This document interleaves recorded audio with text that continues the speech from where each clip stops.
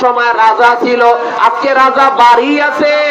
এক সময় জমিদার ছিল, জমিদার বাড়ি পড়ে রয়েছে কিন্তু জমিদার নাই। ওই ঘর দেখার মতো লোক নাই, জঙ্গল হয়ে পড়ে রয়েছে। কোথায় গেল ক্ষমতা, কোথায় গেল জমিদারি, কোথায় গেল রাজাগিরি? ঘর পড়ে রয়েছে, পুরাতন বিল্ডিং পড়ে রয়েছে, শুধু স্মৃতি দাঁড়িয়ে রয়েছে। কিন্তু যারা তো প্রভাব দেখিয়েছে তারা আজকে কোথায় চলে গেল? কবরটা কোন জায়গায় হয়েছে তারও কোনো চিহ্ন নাই, ঠিক কিনা জোরে বলে? রাজার কবর কোন জায়গায়, জমিদারের কবর কোন জায়গায়, সেই জায়গারও খবর নাই। এমন একটা দিন আসবে তুমি আর আমিও মাটির গর্ভে চলে যাব, এই জমিনে আমারও খবর থাকবে না, কবরের চিহ্ন থাকবে না, আমার কথা কেউ স্মরণ করবে না, মনেও রাখবে না। এমন হতে পারে আগামীকাল সকালবেলা একজন আর একজনের কাছে বলবে, খবর শুনছো, গতকাল যে হুজুর বয়ান করছে সে নাকি আজকে আর দুনিয়ার মধ্যে নাই। গতকালকে এক জায়গায় বৈশা আমাদের এলাকার অমুক ভাইয়ের সাথে বয়ান শুনলাম, সেই ভাই নাকি আজকে আর দুনিয়ার মধ্যে নাই। যার জন্য একবার খবর হয়ে যাবে নাই নাই, আর কিন্তু কোনদিন ফিরে আসা যাবে না। আর এই দুনিয়ায় যাকে আপনি বলেন না কেন, ছেলে বলেন, মেয়ে বলেন, স্ত্রী বলেন, মৃত্যুর পর সব পর হয়ে যাবে।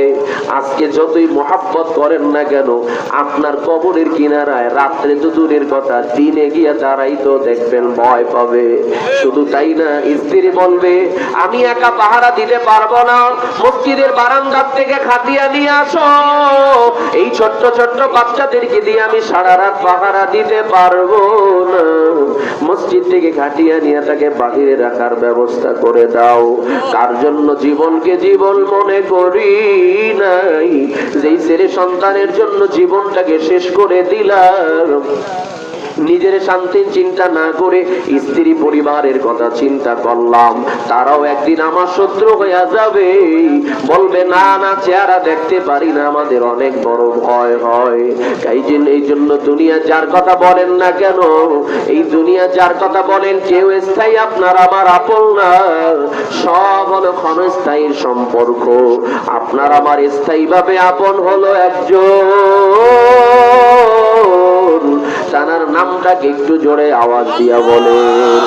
হয় নাই আমার আল্লাহরে দেখানোর জন্য শাহাদাত আঙ্গুল উঁচু করে বলেন কে? আরো জোরে বলেন কে?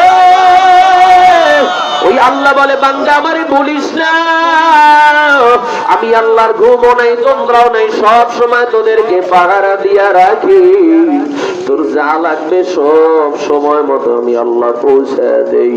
তারপর আমি আল্লাহর গোলামি করবি না, আমি আল্লাহর আদালতে কিন্তু আসা লাগবে, দাঁড়ানো লাগবে, জীবনের সব হিসাব দেওয়া লাগবে।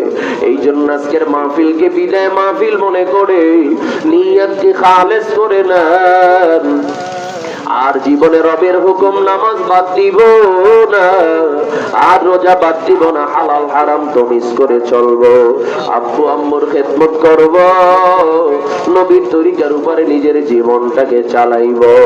এমন নিয়ত যদি অন্তরের মধ্যে থাকে, আল্লাহর ভালোবাসা মোহাব্বত যদি অন্তরের মধ্যে জায়গা নেয়, ওই আল্লাহকে রাজি এবং খুশি করার জন্য খাঁটি নিয়তে দুইটা হাত আমার আল্লাহর জায়গায় দেখা দেন। আয় আল্লাহ আমাদের প্রত্যেককে 5 ওয়াক্ত নামাজি হিসাবে কবুল করে নেন, রমজানে রোজা রাখার তৌফিক দিয়া দেন, হালাল হারাম তো মিস করে চলার তৌফিক দিয়া দেন, মা বাবার খেদমত করার তৌফিক দিয়া দেন, যাদের দাড়ি নাই নবীর মোহাব্বতে দাড়িটা রেখে দেওয়ার তৌফিক দিয়া দেন। যেদিন দুনিয়ার থেকে বিদায় হইব, ঈমানের মতো দৌলত নিয়ে দুনিয়ার থেকে বিদায় হওয়ার তৌফিক দান করেন, সবাই বলি আমিন।